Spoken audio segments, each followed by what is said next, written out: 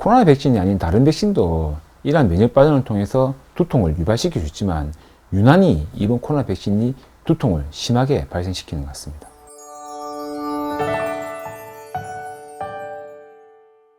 안녕하세요. 손재영 의사생활의 신경과 전문의 손재영입니다. 요즘 매일 오미크론 변이 감염의 확산으로 인해 코로나19 확진자가 폭증하고 있어 다들 걱정이 많으시죠. 하루도 빨리 코로나가 극복되어서 마스크를 벗고 편하게 다닐 수 있는 날이 왔으면 합니다. 다들 조금만 더 참고 화이팅 합시다. 작년 2월 26일에 코로나19 백신 접종을 처음 시작해서 벌써 1년이 다 되어가고 있습니다. 저는 신경과 진료를 하는 의사로서 코로나 백신 접종을 하고 난 뒤에 각종 신경계 이상 반응으로 내원하는 분들이 정말 많이 진료하고 있는데 이 중 가장 많은 증상은 다름 아닌 두통과 어지럼증입니다. 코로나 백신과 어지럼증에 대해서는 다음에 한 번 더 정리하도록 하고 오늘 코로나 백신과 두통에 대해서 한번 알아보겠습니다. 두통은 코로나 백신 접종 이후에 상당히 많이 발생하는 이상 반응입니다.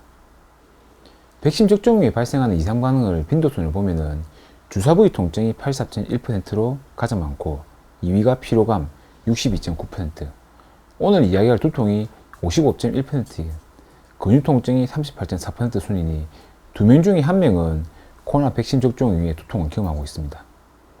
대부분 두통을 호소하는 분들은 24시간 안에 회복이 거의 다 되지만 드물게는 아주 심한 두통이 며칠 동안 지속되고 심한 경우에는 회복이 되지 않고 계속 아픈 경우가 있어 정말 안타깝습니다. 최근 치료를 받고 있는 환자분의 케이스를 잠시 살펴보면 30대 여성 환자분으로서 코로나 백신인 화이자 백신 접종을 하고 나서 하루 뒤에 발생한 심한 두통으로 저희 병원에 내원했습니다. 두통은 우측에 나타나면서 욱신거리는 심한 통증이 발생했고 일상생활과 직장생활 때 더욱 악화되어 실제 직장에서 조퇴를 하거나 병가를 낸 상태였습니다. 두통과 함께 속이 울렁거리는 증상과 심한 경우에 구토 증상까지 있었고 어지럼증도 동반되었습니다. 환자분의 가그력상에서 편두통이 있었지만 당시에는 심하지 않아서 타이레놀을 복용하면 금방 회복이 되었고 하지만 이번 두통은 이러한 약제의 전혀 효과가 없이 지속되면서 오히려 시간이 지나면서 더욱 악화되었습니다.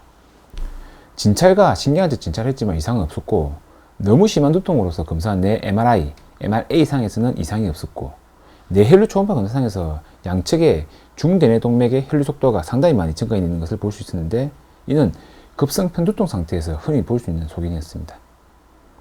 편두통이 있는 상태에서 백신 접종 이후에 악화된 편두통 그리고 72시간을 넘게 지속되는 편두통 지속 상태로 진단을 받고 약물치료, 수액치료 그리고 신경차단술을 진행하였고 현재는 어느 정도 호전되었지만 완전히 호전되지 않고 한 달이 지났는데도 약한 두통을 호소하고 있으며 간혹 다시 편두통이 생길 때는 백신 접종하기 전보다는 훨씬 심하게 나타나고 있습니다.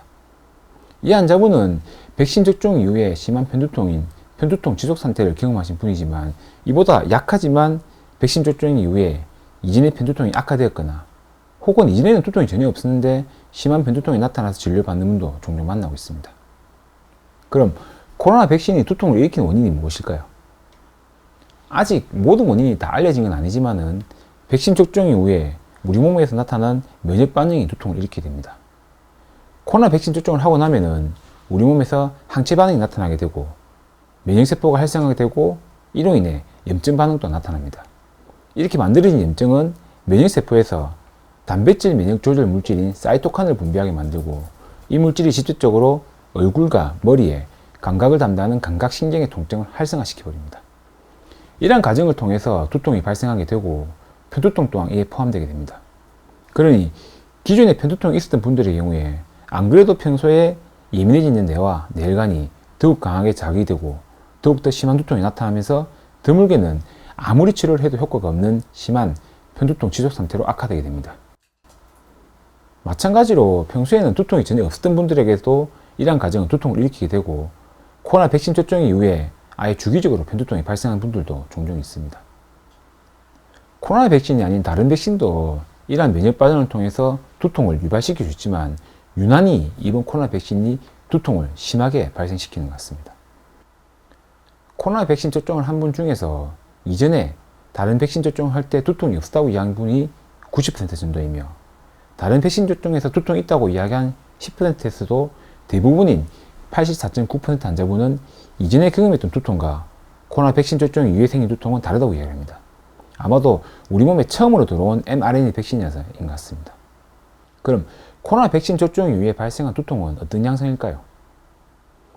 앞서 이야기드린 것처럼 편두통도 있지만 대부분은 긴장인 두통 양상을 호소하십니다.